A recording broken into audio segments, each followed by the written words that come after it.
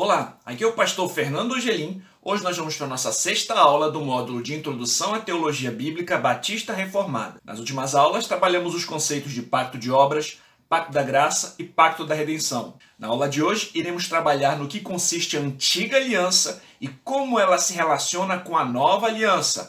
Notaremos que a Antiga Aliança diz respeito especificamente à aliança feita por Deus com Israel, mediada por Moisés. Entretanto, a Antiga Aliança também abrange todo o período posterior à queda no Antigo Testamento até o estabelecimento da Nova Aliança. A Nova Aliança equivale ao Pacto da Graça, ao Evangelho, a maneira pela qual Deus salva pecadores da caída posteridade de Adão através da obra redentora de Cristo. Vimos que esse pacto da graça foi planejado na eternidade passada, revelado ao longo do Antigo Testamento, mas concluído somente na plenitude dos tempos em Jesus Cristo. Portanto, na perspectiva batista reformada, o Pacto da Graça é a Nova Aliança. Vamos agora aprofundar alguns aspectos que foram apenas brevemente mencionados em aulas anteriores. E na próxima aula, trataremos como os crentes pertencentes à Nova Aliança se relacionam com a lei de Deus. Vamos em frente. A Antiga Aliança. O que é a Antiga Aliança? No livro Os Distintivos da Teologia Pactual Batista, Pascal Denot explica que as Escrituras usam a expressão Antiga Aliança para designar a aliança concluída entre Deus e Israel no êxodo do Egito, a aliança da qual Moisés foi o mediador. Entretanto, afirma que também se refere a mais do que isso, pois de acordo com os aliancistas do século XVII, a Antiga Aliança incluía todo o período do Antigo Testamento, ou seja, desde a queda até o estabelecimento da Nova Aliança em Cristo. Sendo assim, a teologia pactual viu a Antiga Aliança como sendo cumulativa, ou seja, os teólogos reformados não viam as alianças da promessa como sendo várias alianças independentes umas das outras, mas como alianças cumulativas. Logo, quando utilizamos o termo Antiga Aliança, nos referimos à aliança estabelecida por Deus com Moisés no Sinai, mas também pode tratar-se de todo o período do Antigo Testamento, desde a queda até o estabelecimento da Nova Aliança em Cristo.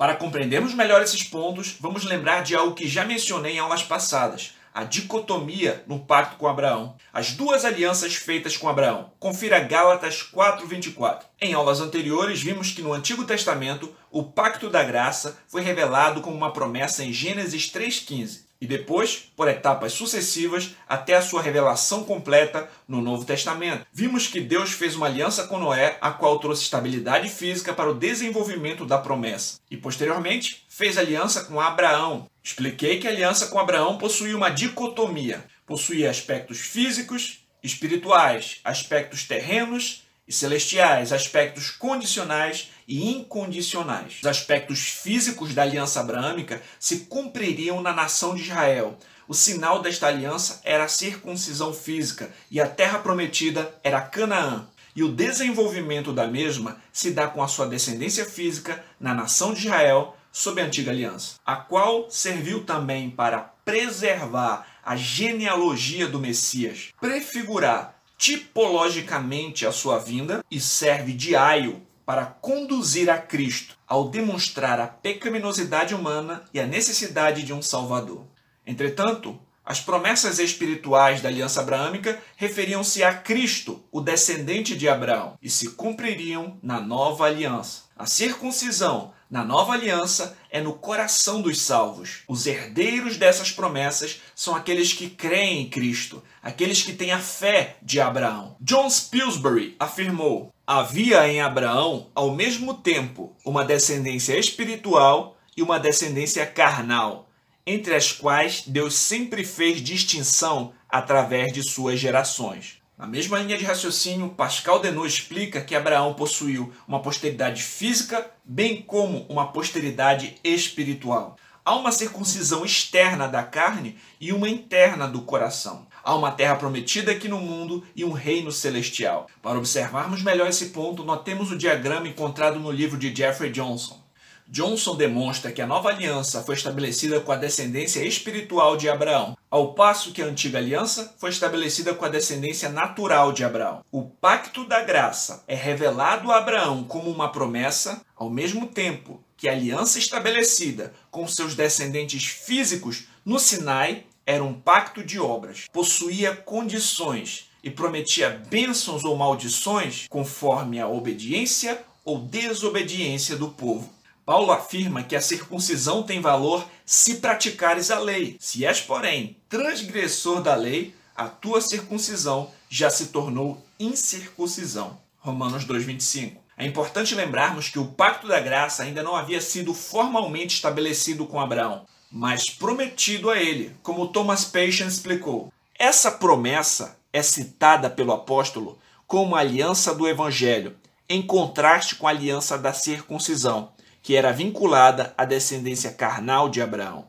O texto de Gálatas 4, do 22 ao 31, expressa muito bem o que já vimos até aqui. Pois está escrito que Abraão teve 2 filhos, um da mulher escrava e outro da livre, mas o da escrava nasceu segundo a carne, o da livre mediante a promessa. Estas coisas são alegóricas, porque estas mulheres são 2 alianças. Uma, na verdade, se refere ao Monte Sinai, que gera para a escravidão. Esta é Agar. Ora, Agar é o Monte Sinai, na Arábia, e corresponde a Jerusalém atual, que está em escravidão com seus filhos. Mas a Jerusalém lá de cima é livre, a qual é nossa mãe, porque está escrito: alegra-te, ó estéril, que não dás à luz, exulta e clama, tu que não estás de parto, porque são mais numerosos os filhos da abandonada que os da que tem marido. Vós, porém, irmãos, sois filhos da promessa, como Isaque. Como, porém, outrora o que nascera segundo a carne perseguia ao que nasceu segundo o Espírito, assim também agora. Contudo, que diz a Escritura? Lança fora a escrava e seu filho, porque de modo algum o filho da escrava será herdeiro com o filho da livre. E assim, irmãos, somos filhos não da escrava, e sim da livre.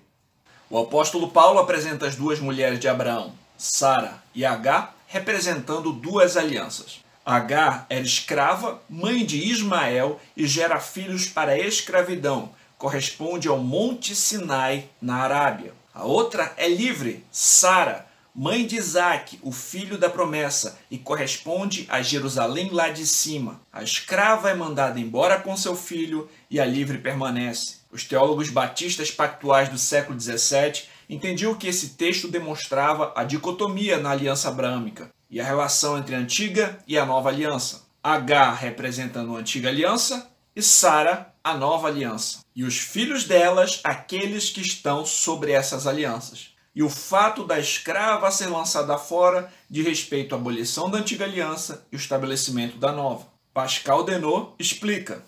À luz de Gálatas 4, do 22 ao 31, os teólogos de 1689 consideraram que as 2 alianças que vieram de Abraão, Agar e Sara, eram a antiga e a nova aliança.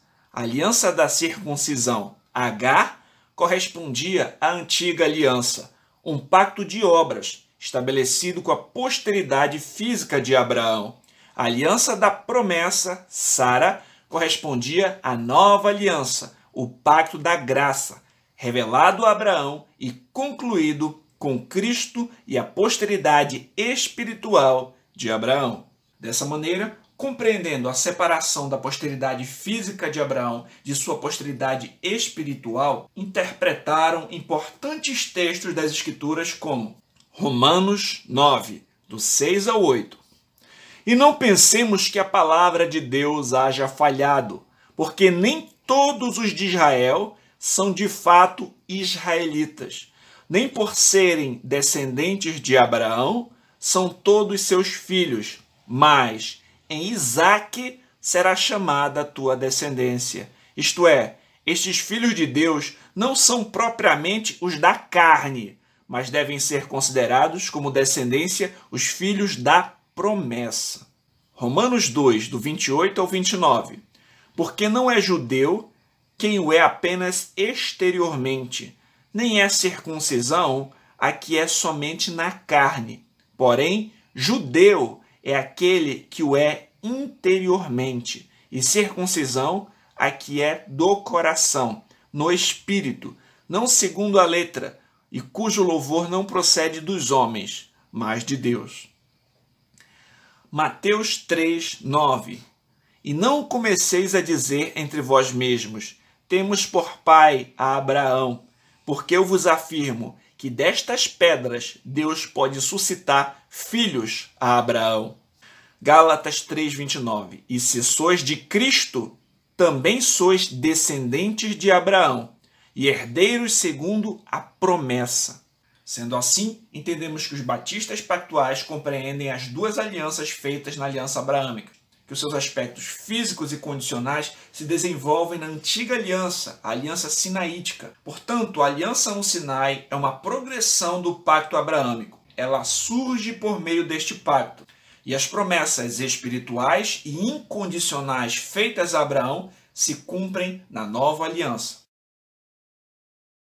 Vamos para o nosso próximo ponto. Qual é o propósito da antiga aliança? Como já vimos, a antiga aliança corresponde a todo o período do Antigo Testamento, mais especificamente ao pacto feito com Moisés no Sinai. Notamos que essa aliança foi feita em progressão à aliança abraâmica e cumpre seus aspectos físicos e condicionais. Deus tirou o povo hebreu com mão forte do Egito, lhes conduziu pelo deserto, entrou em aliança com esse povo liderado por Moisés, a nação de Israel, sob uma teocracia. Deus lhes deu leis civis, cerimoniais e morais. Conduziu o povo de Israel, ordenou a construção do tabernáculo e todo o sistema levítico foi instituído. Essa aliança possuía bênçãos caso fosse obedecida e maldições no caso da desobediência do povo. Para fazer parte dessa aliança, era necessária a circuncisão física de todo aquele que se tornasse cidadão desse país. E deveriam circuncidar seus filhos, do sexo masculino, ao 8º dia após o nascimento. Essa era uma aliança nacional e sob ela haviam crentes e descrentes. Os descrentes demonstraram ser a maioria. Sobre os motivos dessa aliança, Pascal Denot pontua: o propósito da aliança com a posteridade física de Abraão, a antiga aliança ou a lei, não era fútil, visto que ela levava a Cristo. Esse objetivo foi alcançado pelo menos de 3 maneiras. Primeiro, a observar tanto a linhagem messiânica como o pacto da graça. Segundo, ao apontar tipologicamente para Cristo. Terceiro, ao aprisionar todas as coisas sob o pecado, para que o único meio de se obter a herança prometida fosse através da fé em Cristo. Vamos para o primeiro propósito, então, preservar a linhagem messiânica e o pacto da graça. Notamos que o pacto da graça é revelado a Abraão e concluído na nova aliança em Cristo. Deus prometeu a Abraão e seus descendentes que o seu herdeiro seria o Messias prometido. O privilégio da nação de Israel foi trazer o Messias prometido. As leis dadas a Israel, além de servirem para a organização daquele povo, também ajudaram a distinguir esta nação de outros grupos étnicos e preservar a descendência messiânica prometida a Abraão. Além da conservação de sua genealogia, muitos povos que se misturavam com outras nações perdiam totalmente a sua identidade e dificilmente preservavam a genealogia. Jeffrey Johnson explica que, sem documentação cuidadosa dos registros familiares, seria impossível provar que o Senhor Jesus era da família de Davi. De modo providencial, Deus fez uma provisão para isso no pacto mosaico. John Owen explica que essa aliança tinha um objetivo temporal e após seu cumprimento cessaria. Que essa separação e privilégio, a saber, o separar de Israel e sua preservação por meio da aliança, deveriam cessar quando seu objetivo fosse cumprido e o Messias fosse mostrado.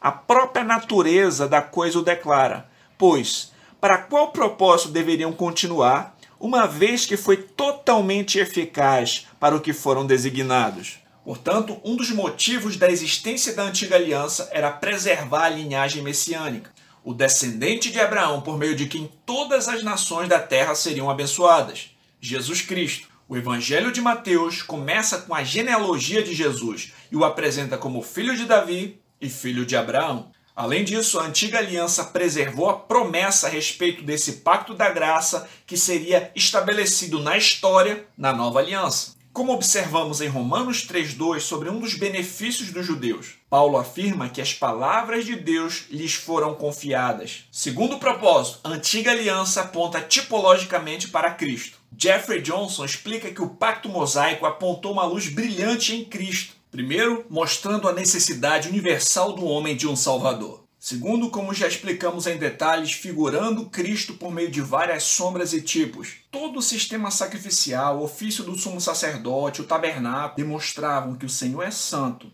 que a sua presença é restrita, que a transgressão da lei demandava derramamento de sangue. O ofício do sumo sacerdote demonstrava a necessidade de um mediador entre Deus e os homens. O Antigo Testamento está repleto de sinais, sombras e tipos que apontavam para Cristo. Jesus Cristo é Deus conosco, é o Cordeiro de Deus que tira o pecado do mundo, o sumo sacerdote perfeito da ordem de Melquisedeque, aquele que ofereceu o sacrifício perfeito de uma vez por todas e adentrou não somente no Santo dos Santos do tabernáculo, mas à destra de Deus, no verdadeiro tabernáculo que o Senhor erigiu e não o homem, abrindo um novo e vivo caminho para o seu povo. Aquilo que é uma sombra no Antigo Testamento encontra a sua substância em Cristo. Os diversos tipos, sombras, sinais e figuras prefiguravam aquele que é maior do que eles mesmos, a saber, Jesus Cristo, nosso Cordeiro Pascal. Você pode examinar as Escrituras e encontrar inúmeros tipos que apontavam para Jesus. Como já vimos, Cristo é o segundo Adão, o pão da vida, o Cordeiro de Deus e daí por diante. Terceiro propósito, a antiga aliança manifesta o pecado dos homens e os conduz a Cristo. O terceiro motivo é que a antiga aliança manifesta a culpa. Romanos 3, 19 ao 20 afirma: Ora, sabemos que tudo o que a lei diz, aos que vivem na lei, o diz para que se cale toda a boca e todo mundo seja culpável perante Deus, visto que ninguém será justificado diante dele por obras da lei, em razão de que pela lei veio o pleno conhecimento do pecado. A lei expressa explicitamente algo que já havia sido colocado dentro do homem desde o princípio. Ela simplesmente expõe claramente e manifesta o seu pecado. Por exemplo, antes mesmo de Moisés ter recebido as tábuas da lei no Sinai, os homens já matavam, adulteravam, transgrediam a consciência que Deus havia colocado dentro deles. A norma da lei gravada dentro dos homens sempre existiu, mas no Sinai é expressa claramente e expõe o seu pecado, como explica John Bunyan. A própria substância dos 10 mandamentos foi dada no jardim antes de serem recebidos no Sinai. Porém, eles estavam tão obscurecidos no coração do homem que os seus pecados não foram mostrados de modo tão claro quanto posteriormente. A lei foi acrescentada, ou mais claramente dada, no Sinai em tábuas de pedra, para que a ofensa abundasse, ou seja, pudesse ser manifestada e aparecer mais claramente. A aliança mosaica manifestou a condenação do homem. Ela serve como um raio-x, que mostra o problema, mas não o resolve. Apenas manifesta a condição em que a pessoa se encontra e conduz o paciente ao médico, que é quem pode realmente tratar do problema demonstrado. Nesse caso, o médico é Jesus Cristo. Como vimos, a antiga aliança era condicional, possuía bênçãos e maldições e dependia da obediência do povo. Por exemplo, em Êxodo 19:5, observamos uma condição. Agora, pois, se diligentemente ouvirdes a minha voz e guardardes a minha aliança, então sereis minha propriedade peculiar dentre todos os povos, porque toda a terra é minha. Vós me sereis reinos de sacerdotes, nação santa. São estas as palavras que falarás aos filhos de Israel. Nesse caso, a condição seria guardar a aliança. Sabemos pela história que a nação desobedeceu continuamente e quebrou a aliança diversas vezes. Além disso, como vimos, era uma aliança nacional, feita com Israel sob uma teocracia. A entrada se dava pela circuncisão física, prometia recompensas terrenas, e neste pacto encontravam-se tanto crentes como descrentes. Portanto, apesar de estar relacionada com o pacto da graça, apontar tipologicamente para ele, ela permanece distinta substancialmente dele, como veremos no próximo tópico. No entendimento batista pactual, a antiga aliança, ao mesmo tempo em que revela tipologicamente a obra redentora de Cristo, ela em si mesma ainda é uma reafirmação do pacto de obras. Vamos agora para a nova aliança. Já notamos que na perspectiva batista reformada, o termo pacto da graça é equivalente à nova aliança. Diz respeito à manifestação do eterno plano redentor divino na história.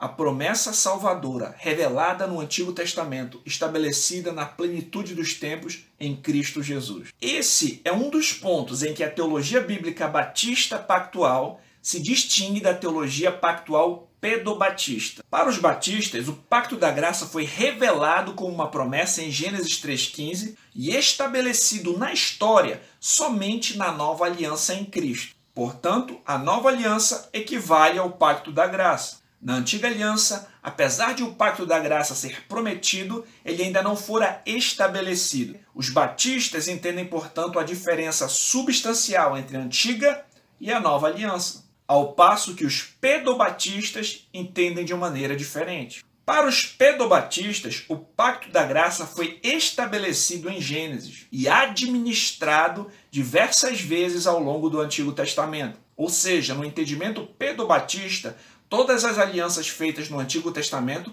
são o pacto da graça sendo administrado. E a nova aliança seria somente mais uma administração deste pacto. Logo, eles não creem que a nova aliança é substancialmente diferente da antiga. Iremos trabalhar esse ponto posteriormente em uma aula dedicada a esse assunto. Vamos prosseguir.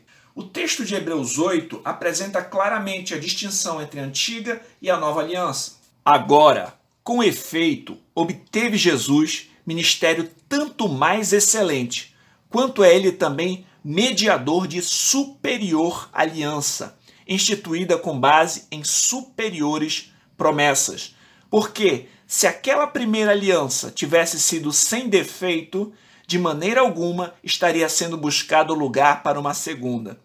E, de fato, repreendendo-os diz: eis aí, vem dias, diz o Senhor, que firmarei nova aliança com a casa de Israel e com a casa de Judá. Não segundo a aliança que fiz com seus pais, no dia em que os tomei pela mão, para os conduzir até fora da terra do Egito. Pois eles não continuaram na minha aliança, e eu não atentei para eles, diz o Senhor. Porque esta é a aliança que firmarei com a casa de Israel. Depois daqueles dias, diz o Senhor, na sua mente imprimirei as minhas leis, também sobre o seu coração as inscreverei, e eu serei o seu Deus, e eles serão o meu povo. E não ensinará jamais cada um ao seu próximo, nem cada um ao seu irmão, dizendo: conhece ao Senhor, porque todos me conhecerão, desde o menor deles até o maior. Pois para com as suas iniquidades usarei de misericórdia, e dos seus pecados jamais me lembrarei. Quando ele diz nova, torna antiquada a primeira. Ora, aquilo que se torna antiquado e envelhecido está prestes a desaparecer. O texto apresenta Jesus Cristo como mediador de uma aliança superior baseada em superiores promessas. Explica que, se a aliança anterior, a antiga aliança, fosse sem defeito, não se procuraria lugar para uma outra. O autor de Hebreus prossegue citando o texto de Jeremias 31, mostrando que desde o Antigo Testamento havia promessa sobre uma nova aliança. O defeito da antiga aliança encontrava-se no povo, que não conseguia cumprir as suas exigências. A função da antiga aliança foi demonstrar que todos estavam debaixo do pecado e os conduzir, através de tipos, sombras e promessas, a Cristo. Em sua exegese de Hebreus 8, John Owen destaca a superioridade da nova aliança em relação à antiga. O que antes estava escondido em promessas e obscuro em muitos aspectos foi agora trazido à luz. E aquela aliança, cuja eficácia estava estabelecida invisivelmente, em forma de promessa, sob tipos e sombras, foi agora solenemente selada, ratificada e confirmada na morte e ressurreição de Cristo. Ela, a aliança, havia sido confirmada em forma de promessa, que é um juramento. Agora foi confirmada como pacto, que é o sangue. Aquela que antes não tinha adoração visível, exterior, própria e peculiar a ela, agora é feita a única regra e instrumento de adoração para toda a igreja. Nada sendo admitido a esse respeito, senão o que lhe pertence e é designado por ela. O apóstolo tem isso em mente com o estabelecimento legal da nova aliança, com todas as ordenanças de seu culto. Com isso, a outra aliança, a antiga aliança, foi anulada e removida. E não apenas a aliança em si, mas todo o sistema de culto sagrado de acordo com o qual era administrada. Quando a nova aliança foi dada em forma de promessa apenas, ela era consistente com certa forma de culto, rito e cerimônia, e isso se compunha em um jugo de escravidão. Estas coisas tornaram-se inconsistentes quando ela foi completada como uma aliança. A partir de então, todo o culto da igreja deveria proceder dela e a ela ser conformado. Portanto, John Owen compreendia que na antiga aliança o pacto da graça havia sido revelado e na nova aliança ele é estabelecido legalmente com suas ordenanças de culto e selado com sangue. Portanto, as cerimônias e sombras da antiga aliança seriam abolidas uma vez que encontram a sua consumação em Cristo. Por exemplo, digamos que você tem o ticket de um grande prêmio. Uma vez que você já recebeu o prêmio, você não precisa mais do ticket. Ele já cumpriu a sua função. Uma vez que Cristo estabeleceu a nova aliança, não precisamos mais nos apegar às cerimônias que o anunciavam. Elas cumpriram a sua função. Uma vez que temos um sumo sacerdote superior da ordem de Melquisedeque, o sacerdócio levítico já cumpriu a sua função. Não há mais necessidade de sacrifícios de animais ou de um outro sacerdote. Cristo é o mediador de uma aliança superior. Além disso, a nova aliança não seria como a mosaica, quando o Senhor os conduziu para fora do Egito, a qual era condicional e os seus participantes não cumpriram as condições. Pelo contrário, quebraram a aliança. Diferente da antiga aliança, na qual encontramos condições do tipo, se vocês fizerem isso, então eu. A nova aliança para os salvos é incondicional. Stuart Olyott comenta. Na antiga aliança, Deus disse com efeito, se vocês, então eu. As bênçãos pactuais estavam condicionadas à obediência humana. Na nova aliança, Deus fala, eu quero fazer. É interessante observar quantas vezes isso ocorre nos versículos Hebreus 8, do 7 ao 12. Embora não esteja claro, mas apenas implícito a partir desses versículos, o fato é que tais bênçãos são condicionadas à obediência de Cristo. Ele é o mediador da nova aliança. A nova aliança é incondicional para os seus participantes, uma vez que Cristo cumpriu todas as condições em nosso lugar. Todos os participantes dessa aliança são salvos. Todos conhecem o Senhor. Aqueles que estão na nova aliança são aqueles que estão em Cristo. São os herdeiros das promessas espirituais feitas a Abraão. Outro fator é que na antiga aliança a lei foi gravada em tábuas de pedra. Na nova aliança, a lei é gravada na mente e no coração do povo de Deus. A antiga aliança mostra o pecado. A nova aliança resolve o problema do pecado através da obra do mediador, Jesus Cristo, que derramou seu sangue, que nos lava de todo o pecado. O Senhor diz, pois para com as suas iniquidades usarei de misericórdia, e dos seus pecados jamais me lembrarei. Jeffrey Johnson explica muito bem esses pontos. A principal diferença entre as duas alianças foi que, enquanto a antiga aliança foi quebrada, a nova aliança seria inquebrantável.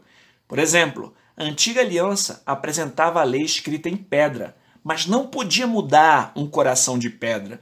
Em contraste, a nova aliança escreve a lei sobre o coração. A antiga aliança exigia um coração circuncidado, mas a nova aliança fornece um coração circuncidado. Alguns membros da antiga aliança foram afastados de Deus, mas todos os membros da nova aliança são preservados em um relacionamento amoroso e pessoal com Deus. A lei condenou os membros da antiga aliança, enquanto os membros da nova aliança são justificados em Cristo. Portanto, vimos que a entrada na antiga aliança se dava pela circuncisão logo após o nascimento. A entrada na nova aliança é pela circuncisão do coração, o novo nascimento. A antiga aliança era como uma sombra, a nova como uma substância. E com a chegada da nova, a antiga torna-se antiquada. Samuel Henihan acerta ao afirmar: no Antigo Testamento, a antiga aliança era um tipo e sombra da plenitude que estava por vir.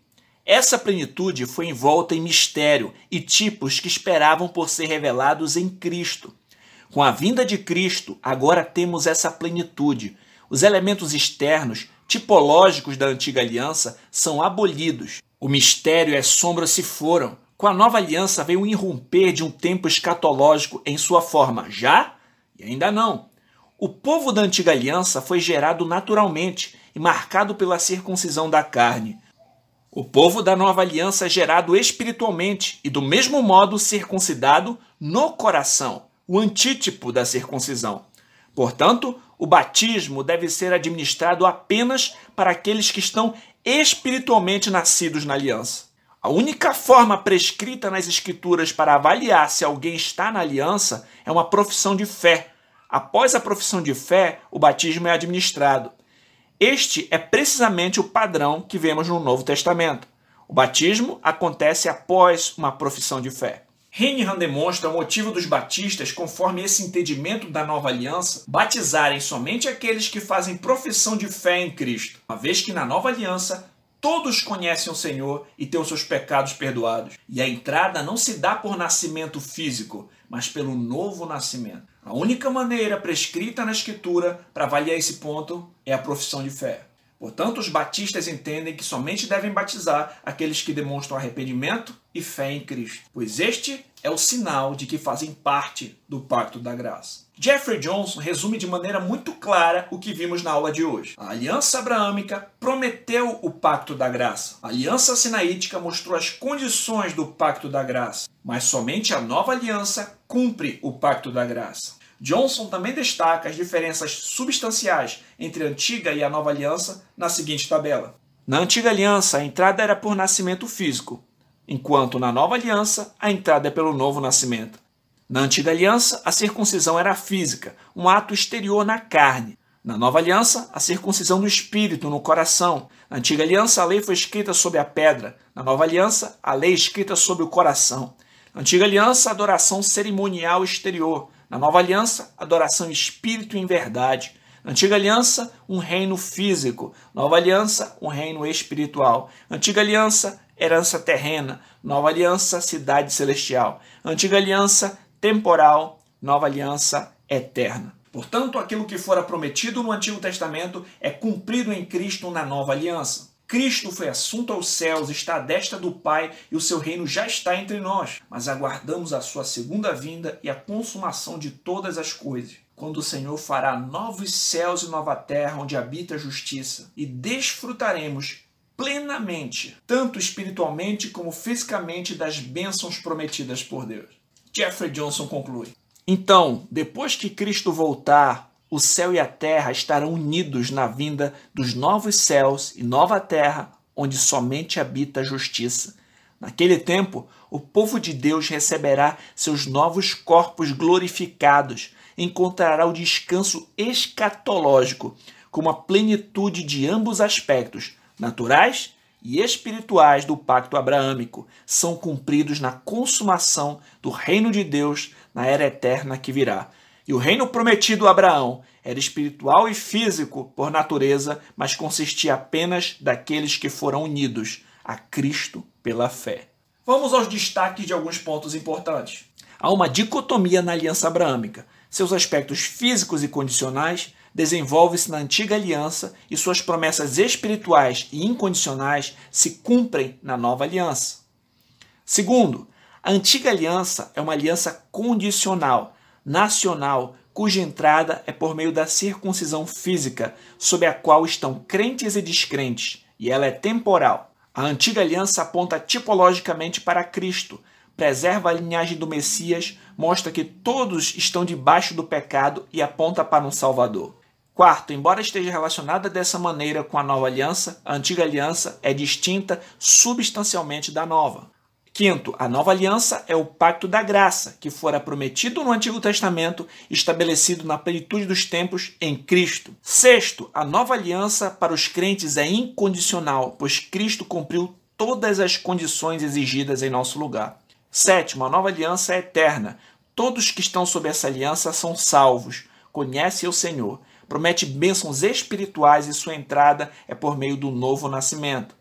A aula de hoje fica por aqui. Na próxima aula trabalharemos o tema A Lei de Deus. Como um cristão na nova aliança se relaciona com a lei de Deus. É sobre isso que vamos tratar. Aguardo você lá. Graça e paz.